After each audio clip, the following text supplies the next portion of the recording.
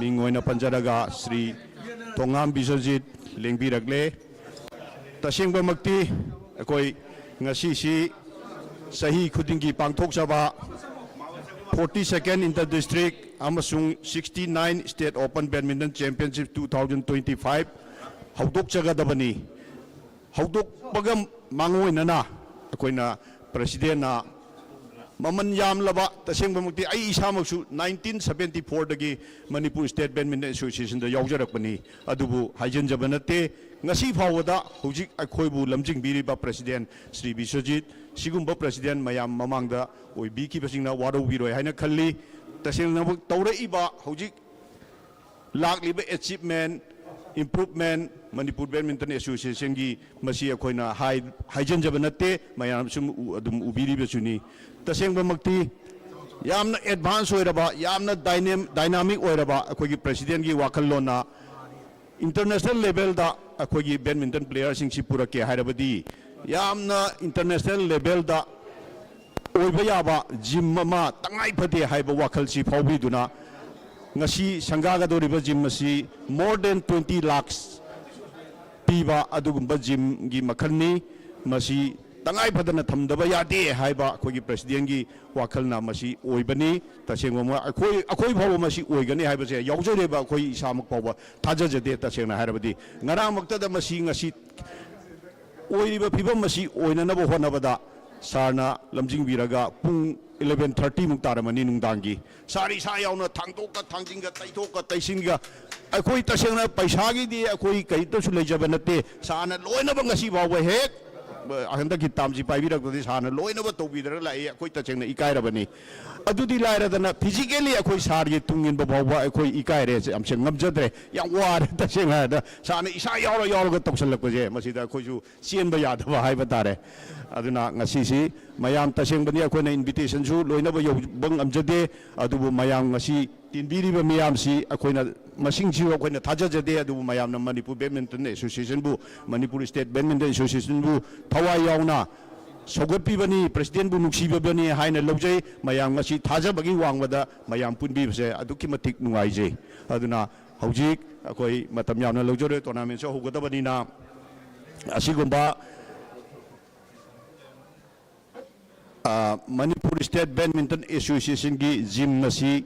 Sangha binaba open to binaba gidamakta kogi kai khumna jariba President Sri T.S. Biswajit President Manipur State Badminton Association loina na Tongju Assembly Constituency ki MLA chu obiriba kai khumna jariba na open to binaba haijari. Thank you, sir.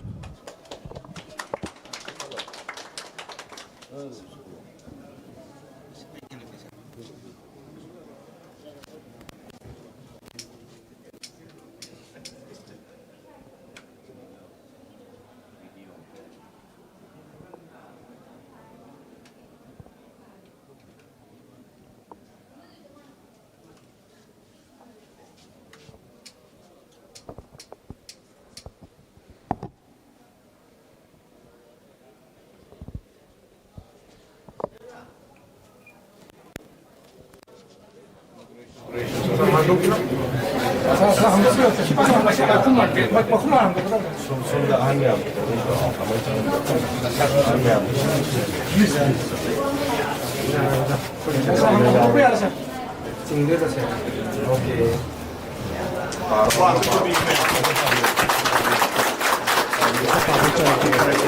Inauguration of Manipur State Badminton Association Gym by Sri Thongam Biswajit Singh, Honorable MLA Thongju Assembly Constituency, amasung President Manipur State Badminton Association, in presence of Sri H. Sanjeev Sharma, Honorary General Secretary, amasung Makada Iriba Mayam amasung Sri I. K. Muiba IPS, Vice President, G. A. Chitaranjan Sharma, Vice President, W. Prem Kumar Singh, Treasurer, A. K. Pradeep Kumar, Joint Secretary, A. Laiba Maitai, Joint Secretary, N. Robin Singh, Joint Secretary, A. Jugin Singh, Executive Member, amasung Convener, Hall Maintenance Committee, Y. Bale Singh, Executive Member, Manipur State Badminton Association, on Thursday, the 17th April 2025, sana hangdok pire masigidam kamayam ahuba kubak kubiyu.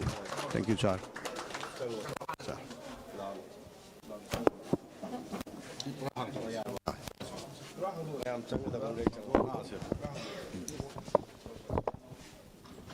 Loina na asigumba maman yam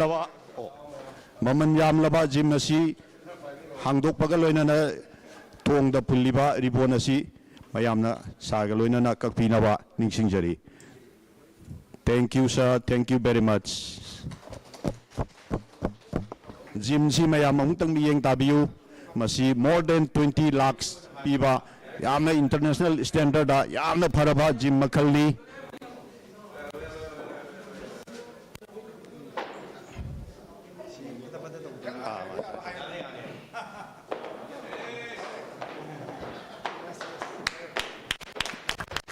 Well done, sir. Well done. Thank you very much. Thank you, sir.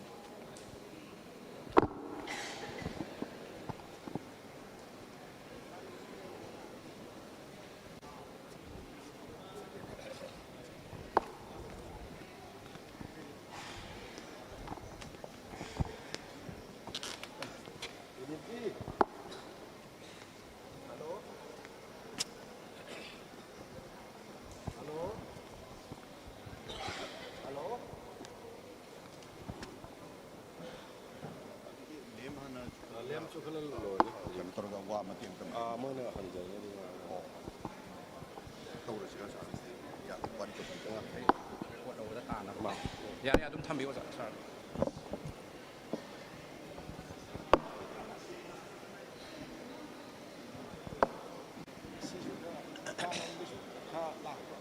NHRC, National Human Rights Commission.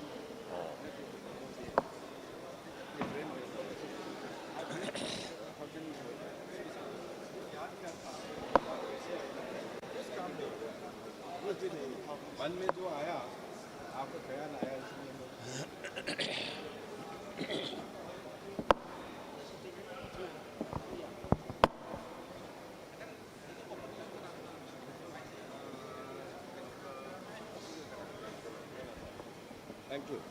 thank you for calling me back. Thank you. Bye, sir. 자, 님 축구버지 무바오의 산지보주. 너 영어로 망하니. 망아도 수나 보다 그러게 자. 넌 쉬어라. 이 영어로 저 미고. 미 쉬어라 봐. 야라. 그래.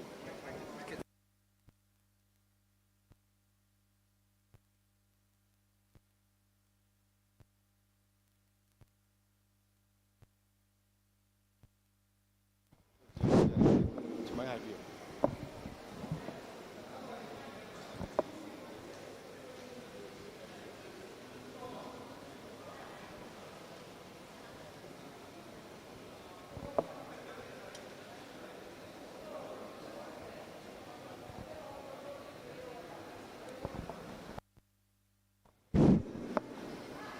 mayam pumnamak koigi maman yam lava Manipur State Badminton Association gi gym open tawbi khrabagi matung sida ngasi April gi tarik 13 2025 tagi haugadoriba Jonex Sunrise 42nd in the district amasung 69 State Open Badminton Champion Tongam Biswajit Singh Honorable MLA Thongju Assembly Constituency amasung President Manipur State Badminton Association amasung loinana koigi ikai kunazariba Manipur State Badminton Association ki pham paibi ri pungna mai matang tang lautuk sage maram aduna tournament asi championship asi mai pakna nabagi damakta lamdam asibu konbiri ba isorbu khoiram jaba oina koigi lem candle chukhatpagi thoram mama koi pangthok jagani hairiba candle asi chukhatlingaida leibiriba punamak ngahaktang warabju wana lepkhat pinaba ningsingjari mayam punama mukta lepkhat piu kindly thank you very much loina na ahan bagi mai chukhat pigadabasi sir president Sri TS Biswajit president na chukhat pinaba haijari mathangda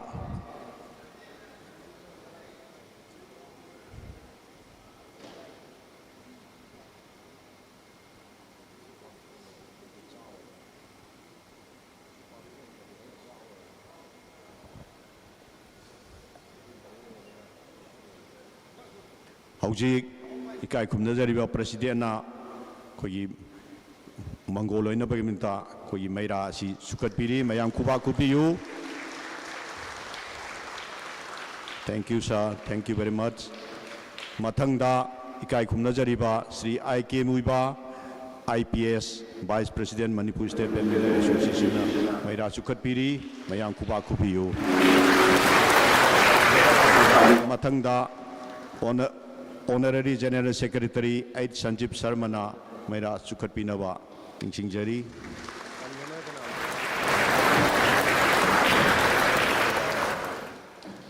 Mathangda Manipur State Badminton Association ki Treasurer Roibiriba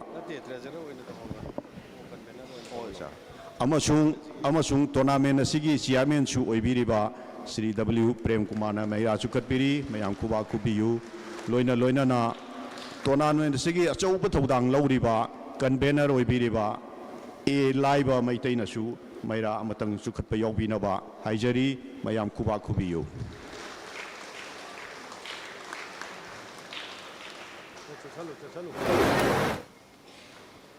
Thank you very much. Mayam Pambinaba, Pambiba Yare, thank you very much. Aduga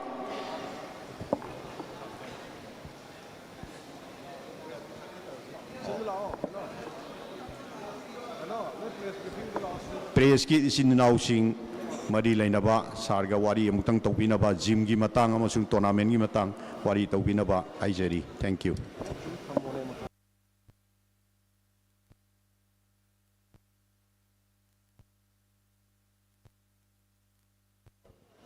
MSBA की office बियारर Singh मफम मसीदा मुक्ता mic अदुम Pahan बिरो को साथ में ओ यंगचिन बिना mic पाई दबी यार हाँ sound change हुई बड़े तो कौन ना दूंगा के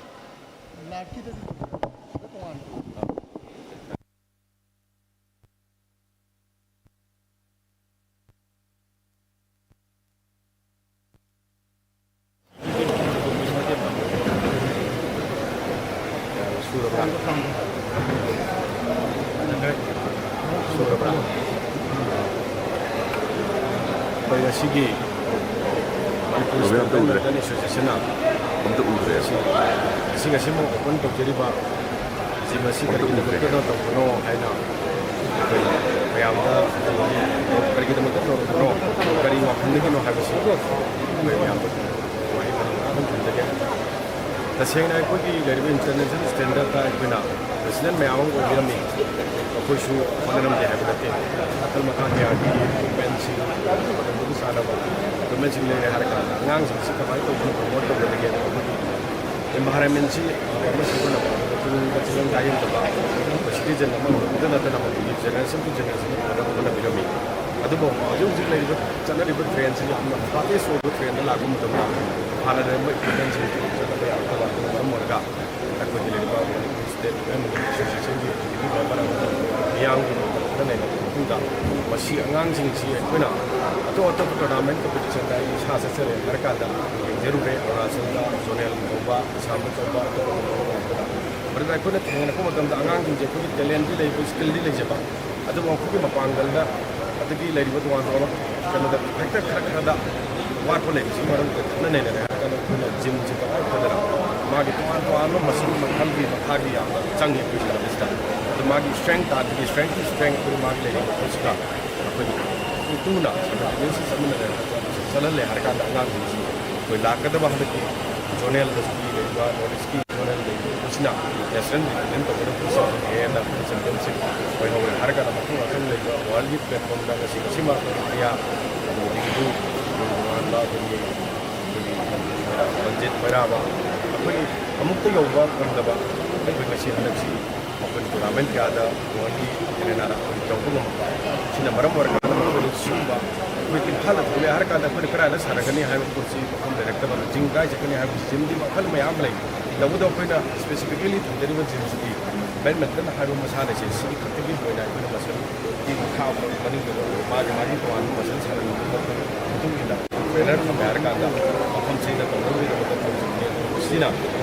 गाना होती के तो इससे तुमगे लाखन बागा चिंचु के स्टेट के प्लेयर नेशनल प्लेयर मैं आमरक से का है ना इनो हम भी हम गनी है बा मतलब नहीं उन्हें लोने ना मशीन है ना और के एरिया ना से आपके लिए ना बिना तो के चला चला फिजिक्स के साथ फिजिक्स का जाना जब से को हम ना बगी कोई आज नहीं है ना हम से क्या लोने ना नसिंग सिमा आपकी बेरिबा कोनी कोई सिवा कोनी कोई का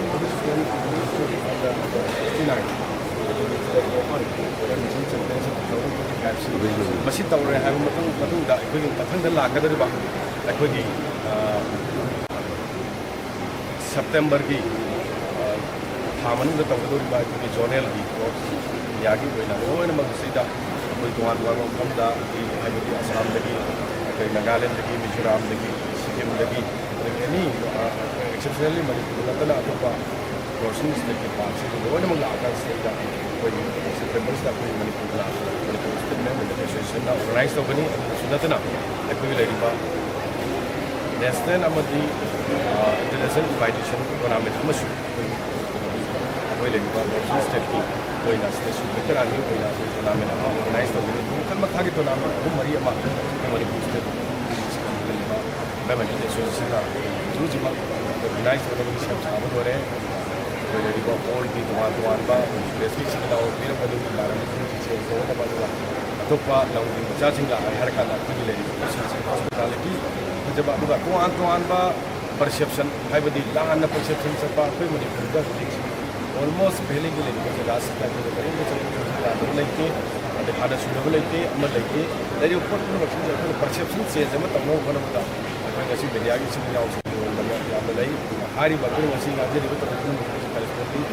लेरगदी अतोप बैडमिंटन की ऑर्गनाइज तौर शांति लेना एटलीस्ट भारत सरकार पीरी हर शांति लेट्रगदी फ्यूचर कदाई लेगनी हर नुब पेनब साउंड पुनम लेरगनी पुनम कमाई तौर जॉब जो भी media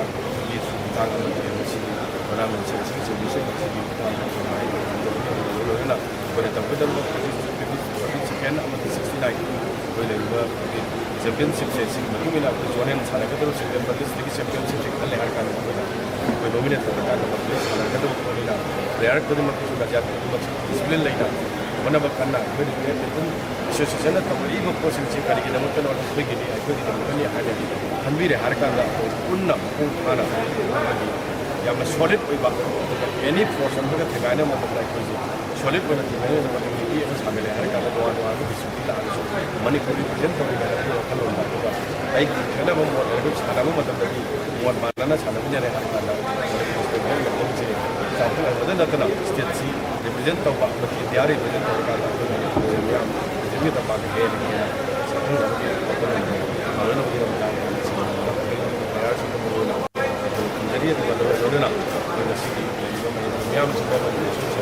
any association not only badminton table tennis की मनपुर सानजरीब प्लेयर्स अखोना इमीजिएटली तब प्रोसेस मैम इन ड्यू कोर्स पुनम सेबल चंगोई फबा बॉल फबा मखल की इक्विपमेंट मखल की फॉरेन कोर्सिंग पादी जोनल तौजरे सोना फुलफिल तौगनी पांगुब टूर्नामेंट मैम प्लेयर्स मीडिया की भाषण तोान स्पीच याद्रबना मीडिया की मंगोल माना होनजरूद मान होनजबी बॉल चाजब बॉल फंजब प्रमोट तौर फाना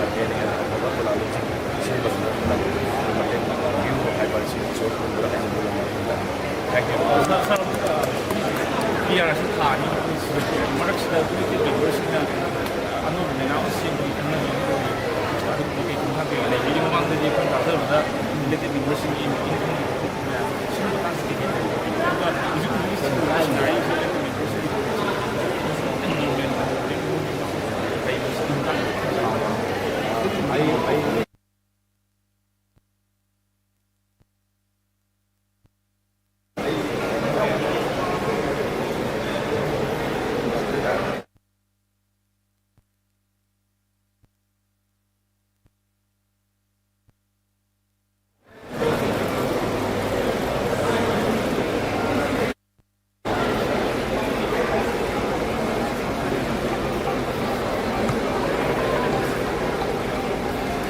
कहीं में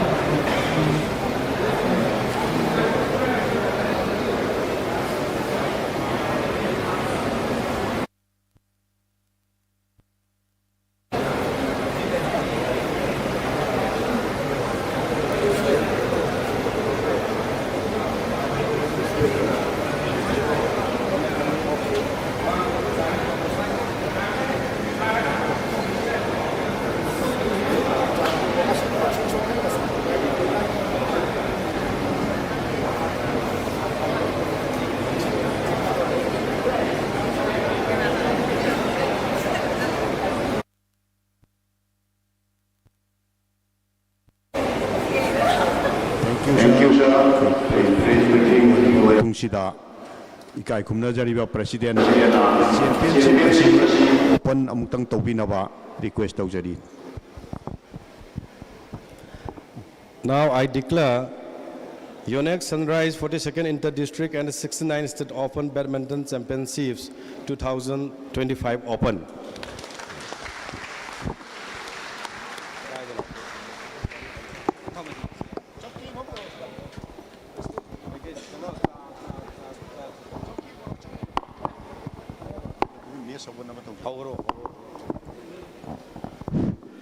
ꯇꯤꯝꯁꯤꯡꯅ ꯉꯁꯤꯒꯤ ꯑꯍꯥꯟꯕꯗ ꯂꯩꯕ ꯄ꯭ꯂꯦꯌꯔꯁꯤꯡ ꯔꯦꯗꯤ ꯇꯧꯍꯟꯕꯤꯅꯕ ꯅꯤꯡꯁꯤꯡꯖꯔꯤ. ꯇꯤꯝ ꯃꯦꯅꯦꯖꯔ ꯑꯃꯗꯤ ꯀꯣꯆꯅ ꯑꯍꯥꯟꯕ ꯂꯩꯕ ꯄ꯭ꯂꯦꯌꯔꯁꯤꯡ ꯔꯦꯗꯤ ꯇꯧꯍꯟꯕꯤꯅꯕ ꯅꯤꯡꯁꯤꯡꯖꯔꯤ. Thank you.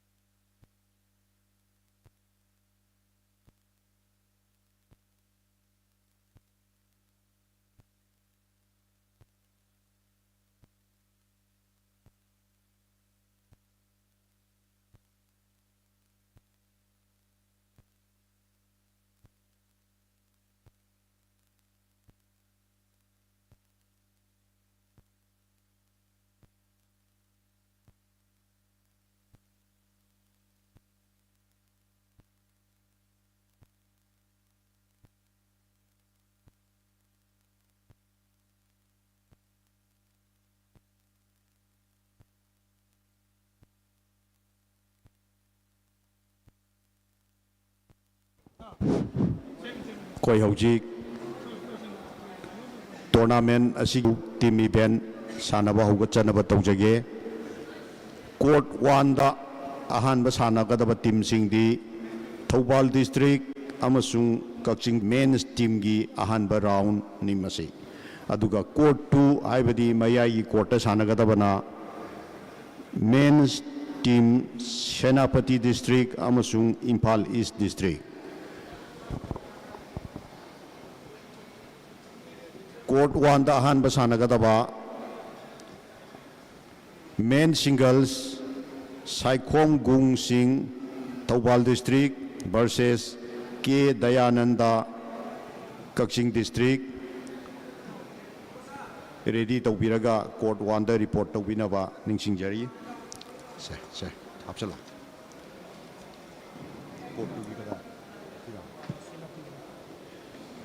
कोर्ट 2 मयागी कोर्ट सानगदबा टीम सिंगदी सेनापति डिस्ट्रिक्ट अमसुंग इम्फाल ईस्ट डिस्ट्रिक्ट नि अहानबा सिंगल्स दा सेनापति डिस्ट्रिक्ट की फोकी लिरुना अमसुंग इम्फाल ईस्ट डिस्ट्रिक्ट की सिरजित मोइरांगथेम प्लेयर सिंग रेडी तौबीरगा कोर्ट 2 दा चंगबिनबा निंगसिंगजरी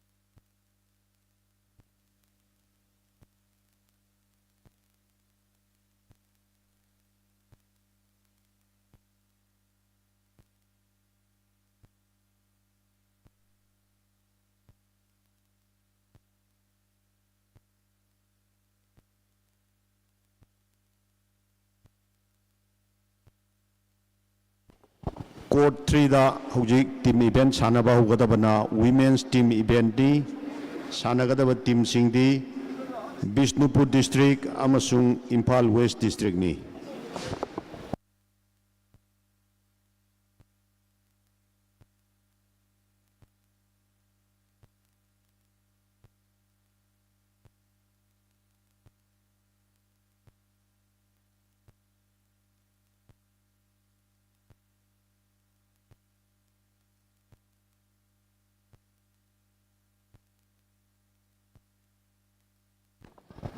Women's team event hauji court 3 da sanagadaba Bishnupur district amasung Impal West district ahanba singles da Christina Sinam of Bishnupur district versus Leonie Tayanjam of Impal West district players in court 3 da report to winaba ningsingjari thank you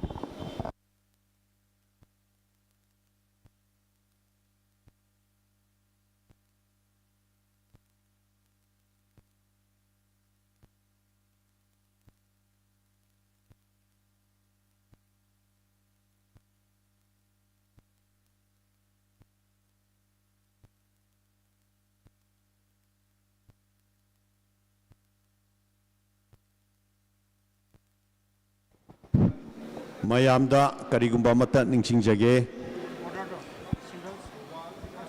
lakadoriba mathangi haibadi sahi sigi North East Zone Interstate Badminton Championships Impal da tabana maram oiduna hauji kogi kai khumnajariba president na lamjing biduna Manipur State Badminton Association ki infrastructure mayam si yamna kanna construction chathabana maram oiduna खरा कोई चाई चाई दुना लेरी मतम चंगबा pot ओइबनिना मरम मदुना अखोगी championship मनुंगी दमकता कोगी नुपागी toilet ची अखोइना टेबल टेनिस लोमदा चटपिनबा निंगसिंगजरी अखोइना टेबल टेनिस ता रिक्वेस्ट तौजबदगी हाइरिबा टॉयलेट असी सिजनगदोरिबनी टेबल टेनिस एसोसिएशन सु याबीबगा लोइनाना मरम मदुना नुपाना कोगी टेबल टेनिस लोमदा Satpinaba ningsingjari aduga nupigidi koi Manipur State Badminton Association ki hana leiriba toilet asida adum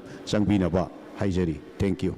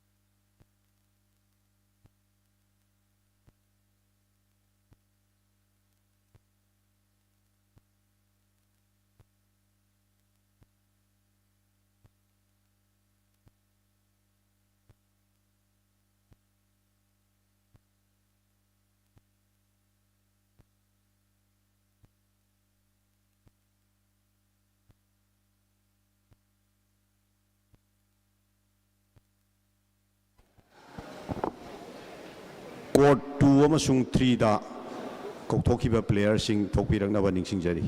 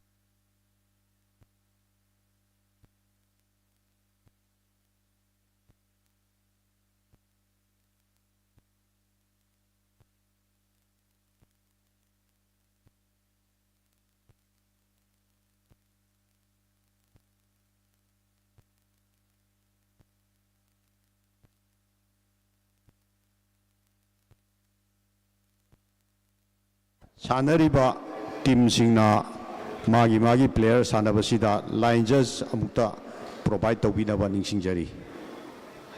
सानरिबा team सिंगी प्लेयर सिंगदगी मागी प्लेयर सानरिबसिदा लाइन जज अमुक्ता प्रोवाइड तौबिनबा निंगसिंगजरी। Thank you.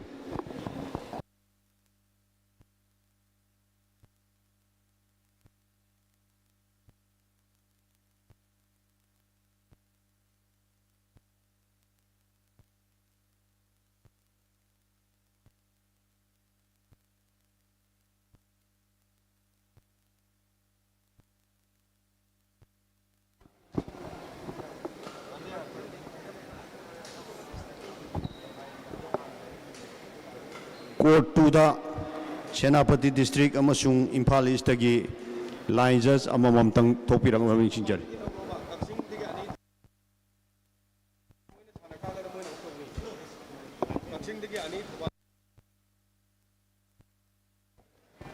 Thoubal district, Kakching district, Senapati district, Imphal east ꯍꯥꯏꯔꯤꯕ ꯇꯤꯝꯁꯤꯡꯅ ꯂꯥꯏꯟ ꯖꯁ ꯑꯃꯨꯛꯇ ꯌꯥꯝꯅ ꯊꯨꯅ ꯊꯣꯛꯄꯤꯅꯕ ꯅꯤꯡꯁꯤꯡꯖꯔꯤ꯫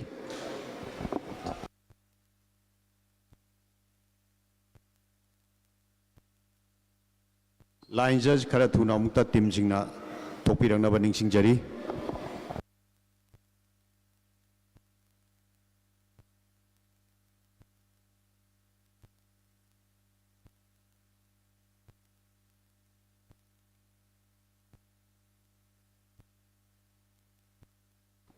कोर्ट 3 दा लाउथोकिबा वुमेन्स प्लेयरसिंग यामना थुना अमुक्ता थोकपियो।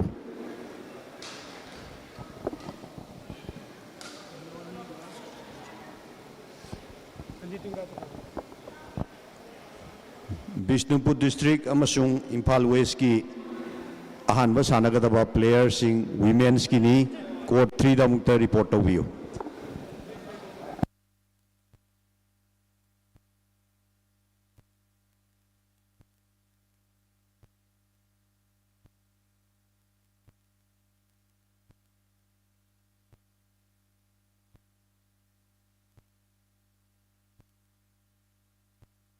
बिष्णुपुर डिस्ट्रिक्ट अमसुंग इम्फाल वेस्ट लाइन जज अमममता यामना थुनंगता कोर्ट 3 दा थोकपियो।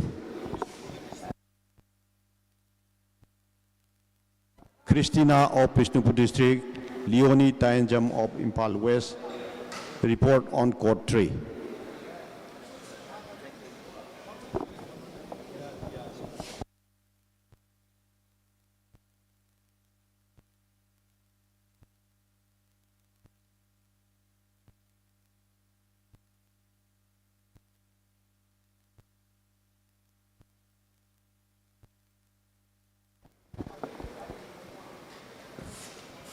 कोई कन्वेनर होइबिरिबा लाइबा कोर्ट की खजिकतम मोले अमुक्ता check तौबियो।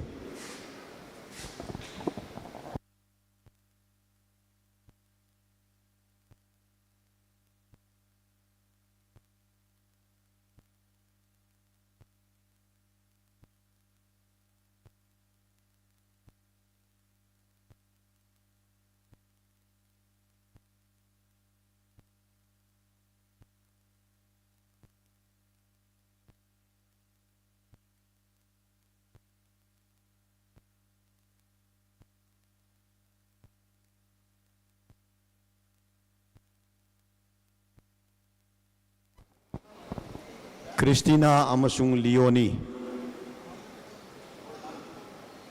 please report on court 3 immediately.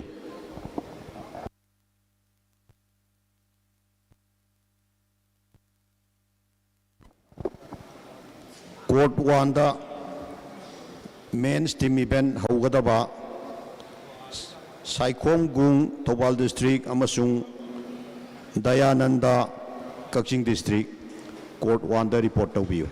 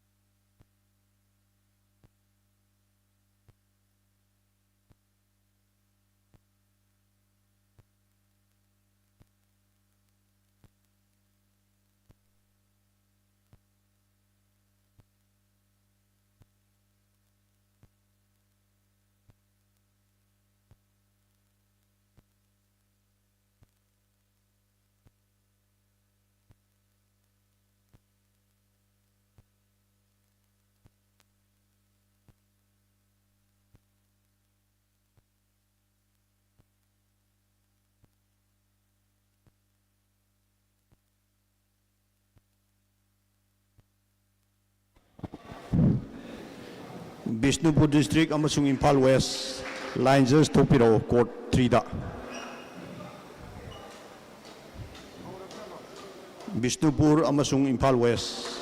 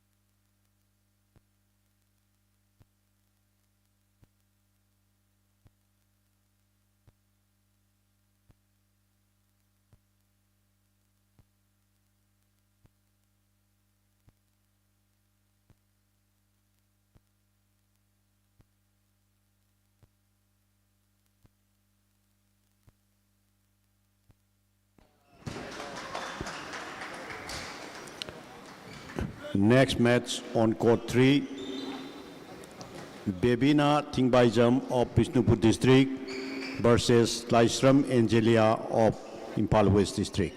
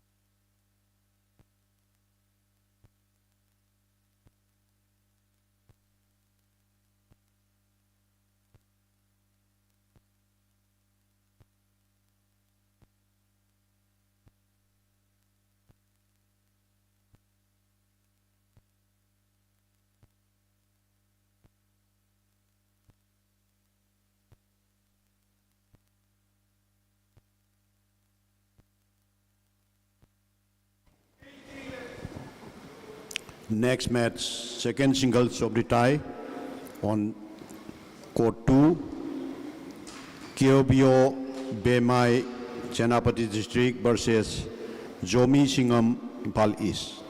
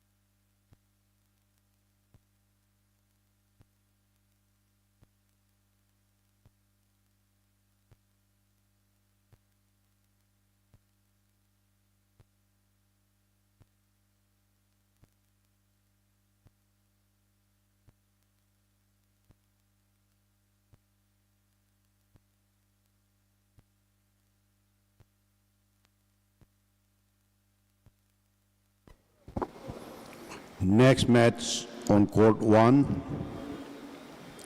Takhelama Mehemjit Meitei Taubal District versus Susanta Moirangtem of Kaching District.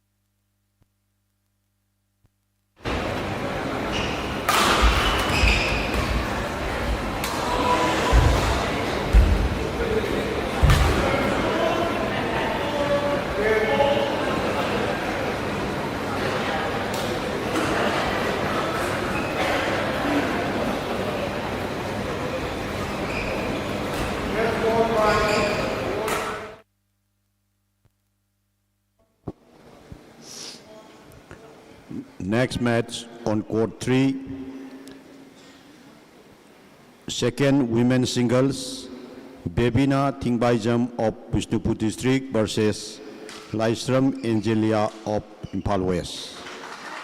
Players sing yamna tuna court 3 da thokpiu loina loina na tai asi loidri bawba team anina akoina lauraktragasu line judge ani khara khara thuna thokpirangna ba ningsingjari. Thank you.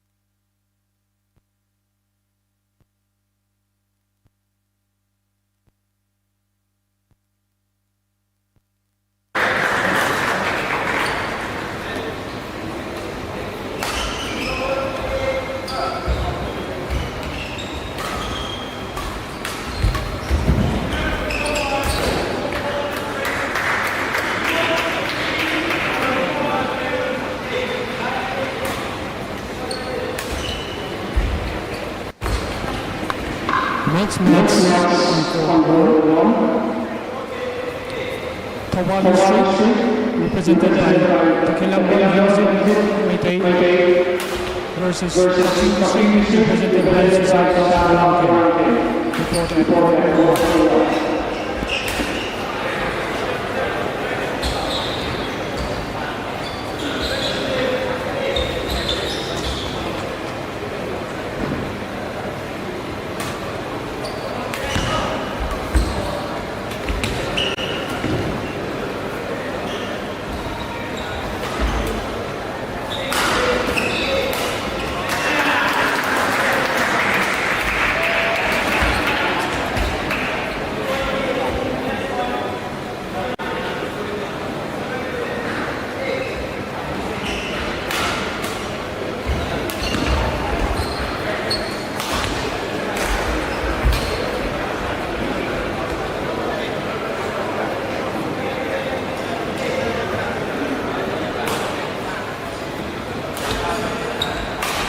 Next match on court 2, men's single, Senapati Street, represented by Kivio Hewan, and Far East, represented by Osaka. Report 2.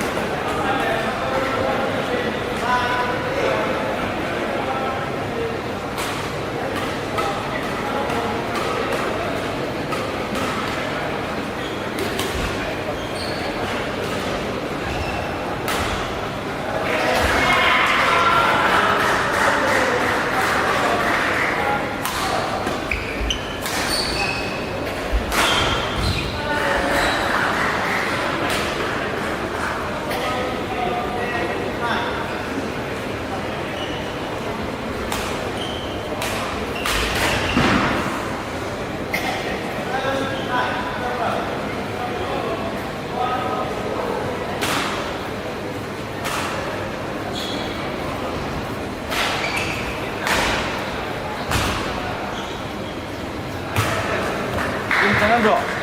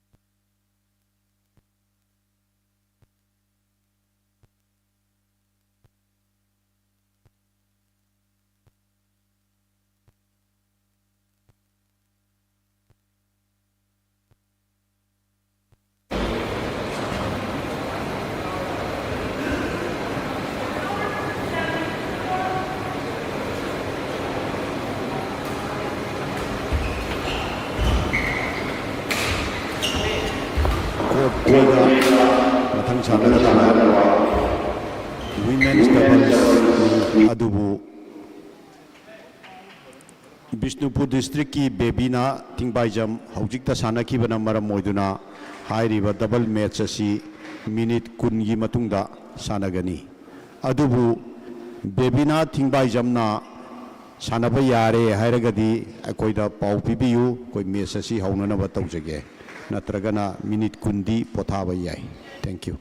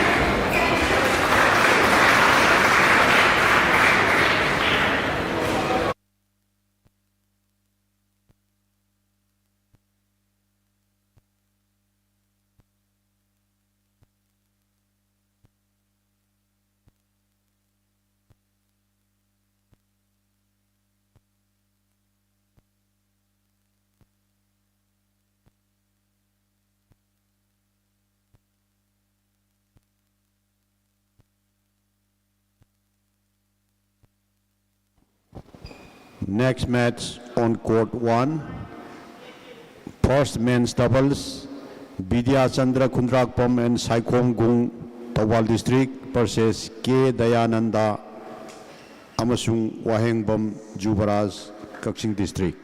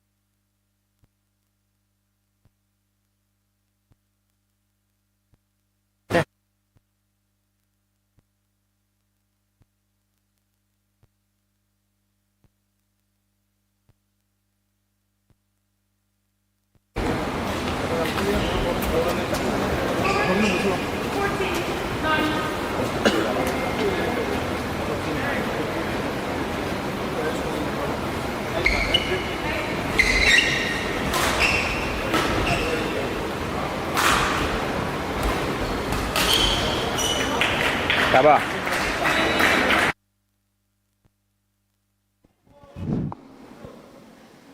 ꯍꯧꯖꯤꯛꯀꯤ court 3ꯗ women's double ꯁꯥꯟꯅꯒꯗꯕꯗꯨ ꯃꯗꯨ ꯑꯁꯣꯏꯕ ꯑꯃ ꯂꯩꯔꯝꯃꯦ, ꯃꯔꯝ ꯑꯗꯨꯅ ꯃꯌꯥꯝꯅ ꯉꯥꯛꯄꯤꯒꯅꯤ꯫ Women's team ꯆꯦꯝꯄꯤꯌꯟꯁꯤꯞꯁ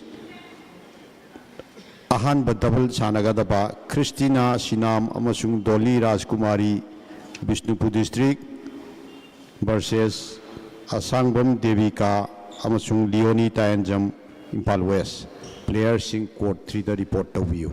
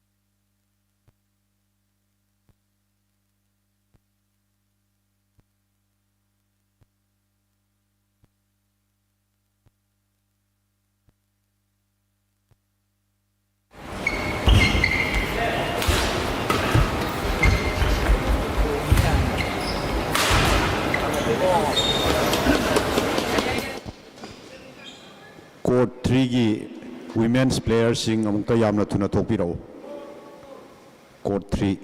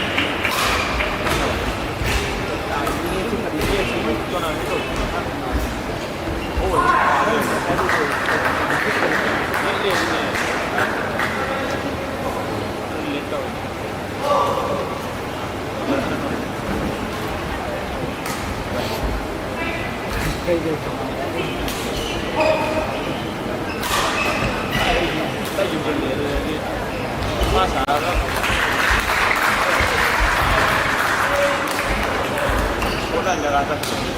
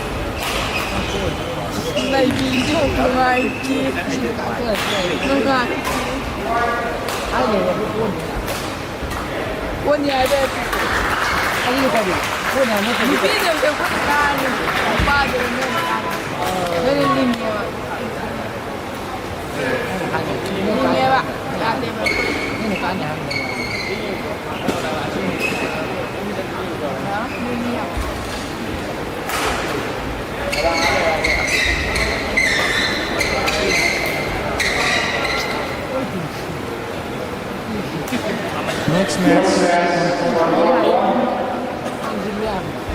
men's Awal District, represented by Drakpan and Saipan by Kusin. And Kachin District, represented by K. Dayananda and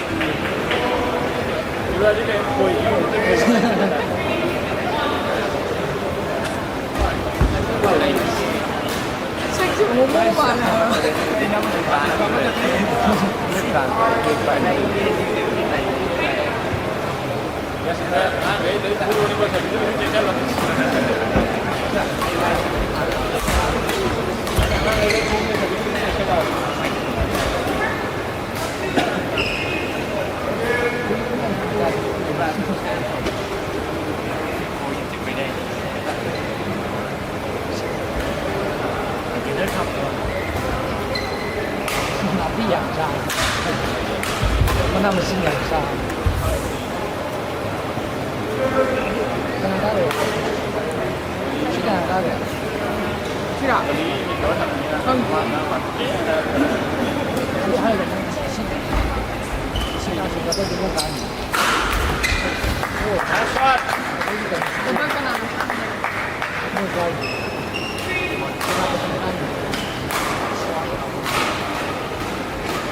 我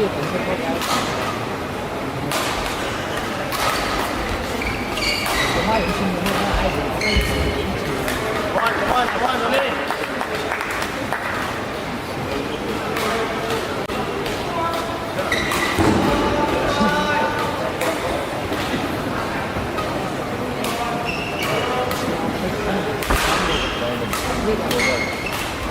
我们没啥。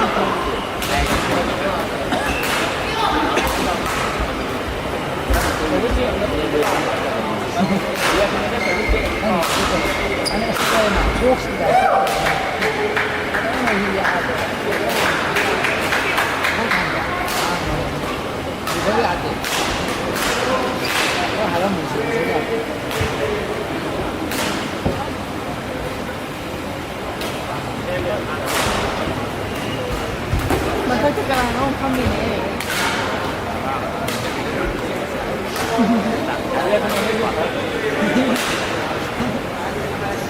搞错都没有了ปวดแมว นี่การต่างกัน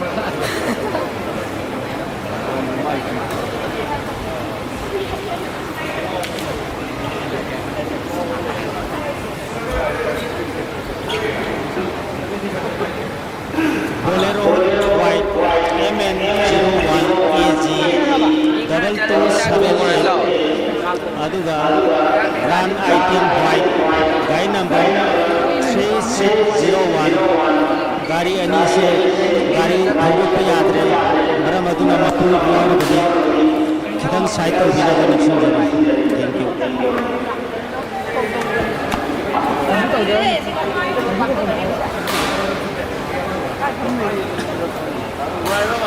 Đâu đây, đang thu mà đây cầm đi.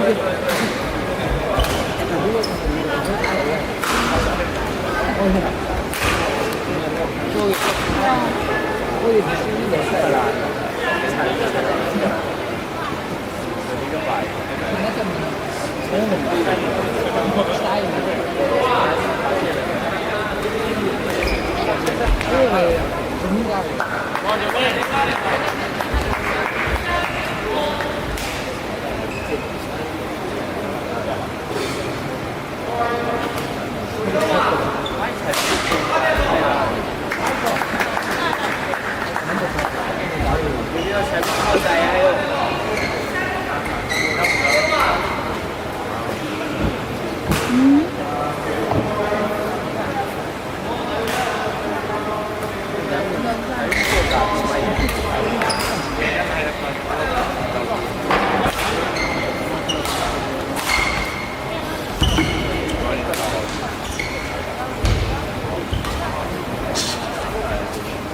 Cây nữa.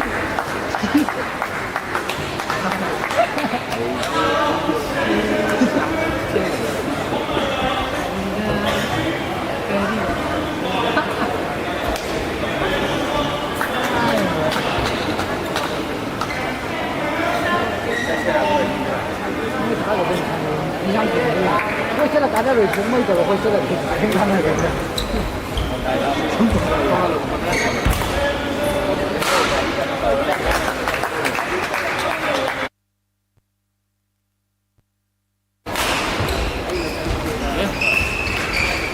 哎。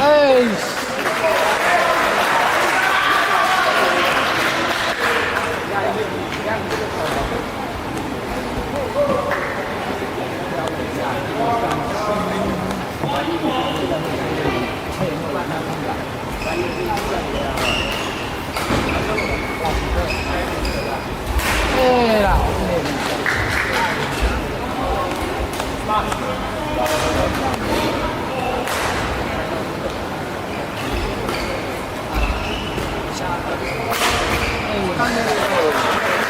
那个厉害的，对。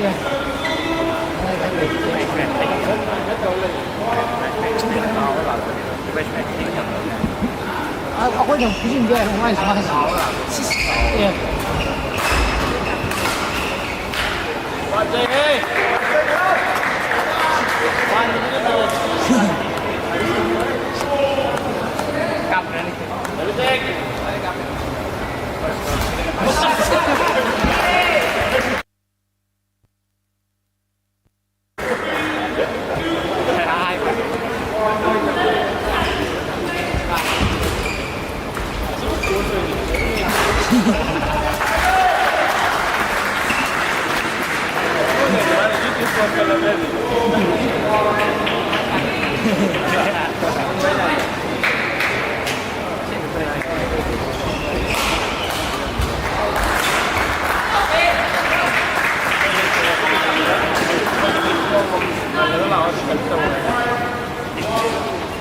这看不嘛？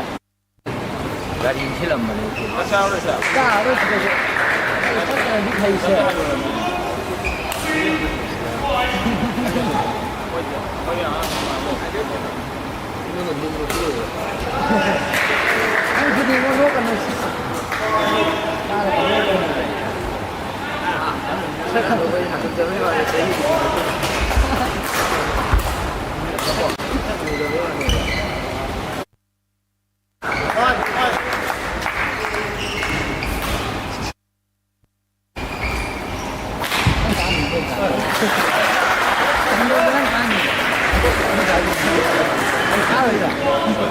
这么没脾气，爸，你过来了，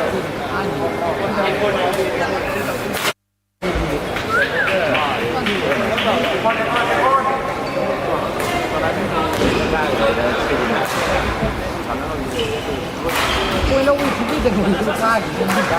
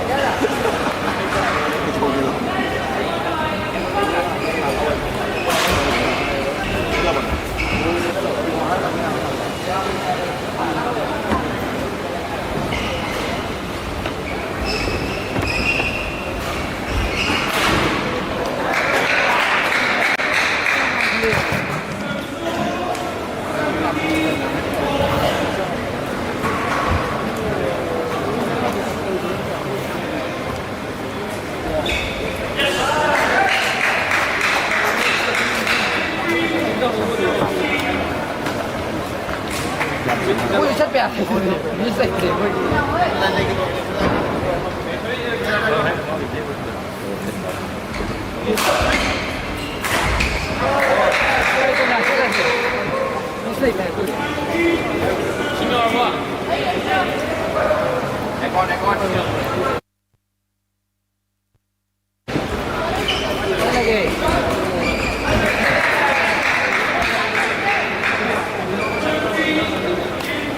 那个门儿小俺们跑门儿，是是。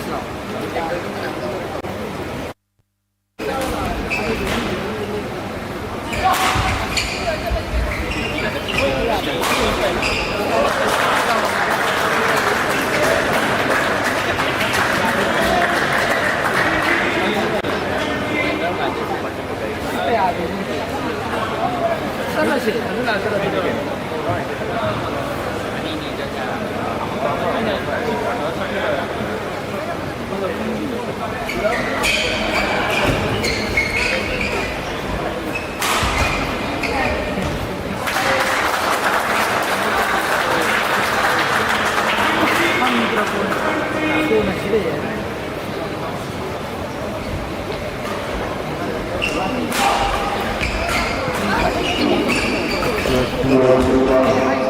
सेनापति district की शानकी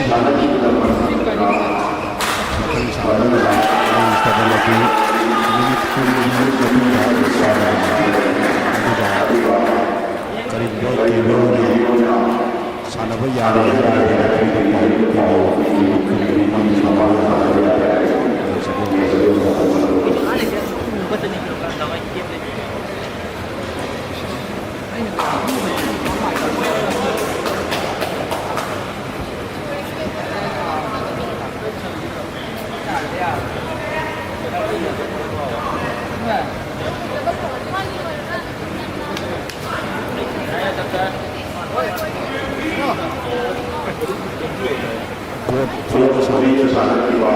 women's team Imphal West district Bishnupur district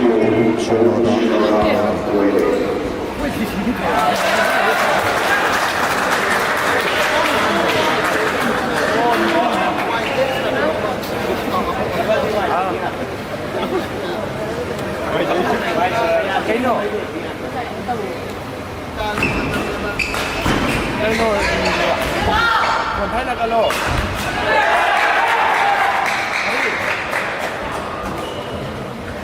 นั่งคงจะโดนเจริญเด็ด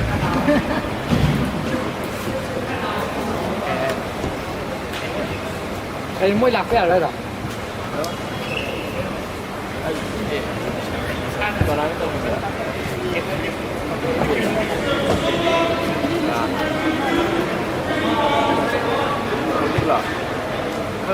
ห้องมันเด็กเยอะเลยเราเยอะเลยกับเรา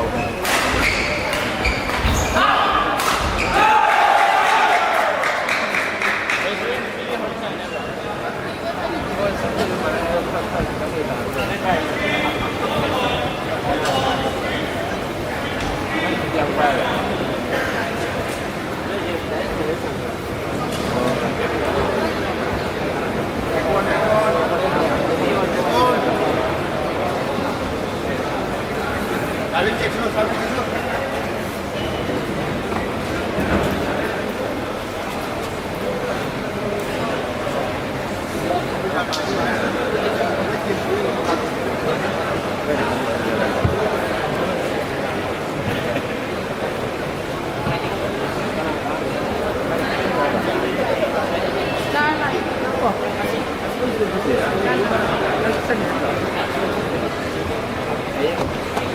ไม่รู้กันอะไรเนี่ย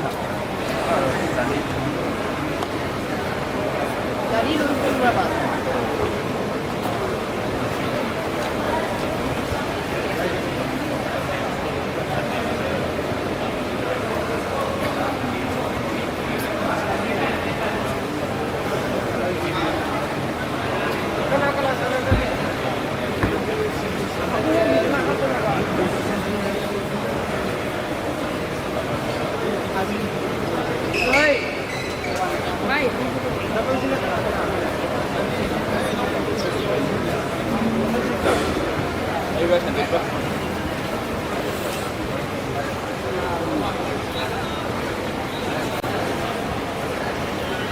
이런 배하는 거 있는 거 같은데.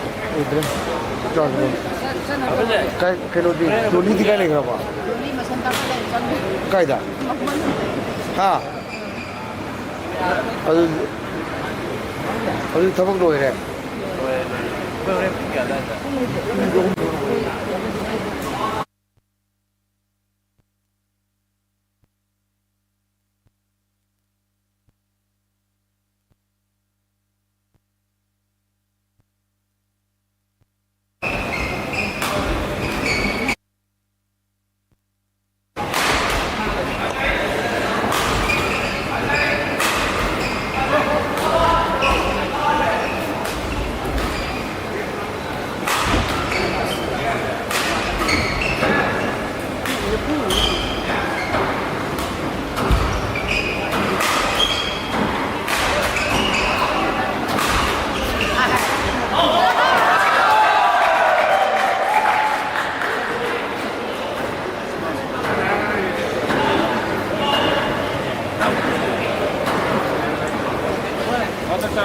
Dale. Dekat.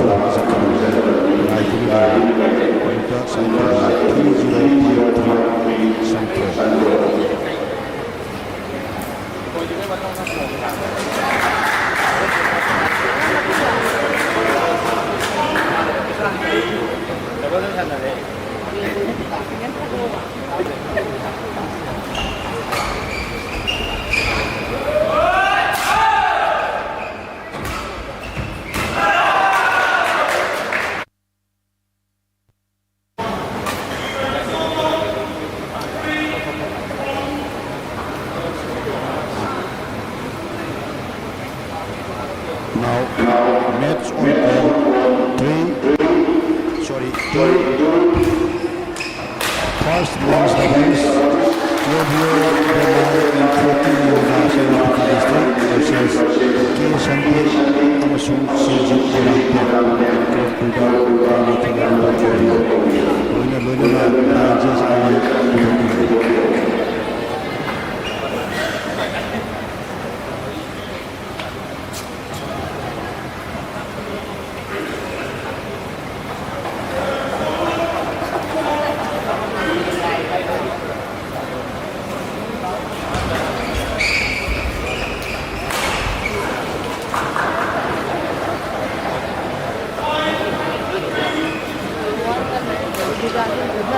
Durante.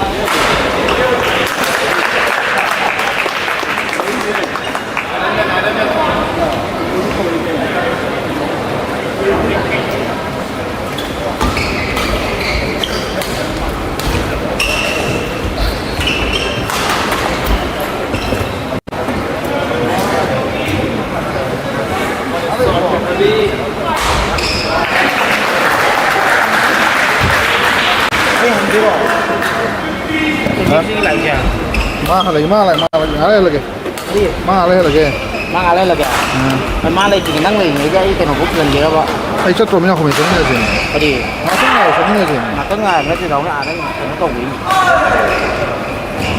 ไม่ใช่เลยระดับจริงๆ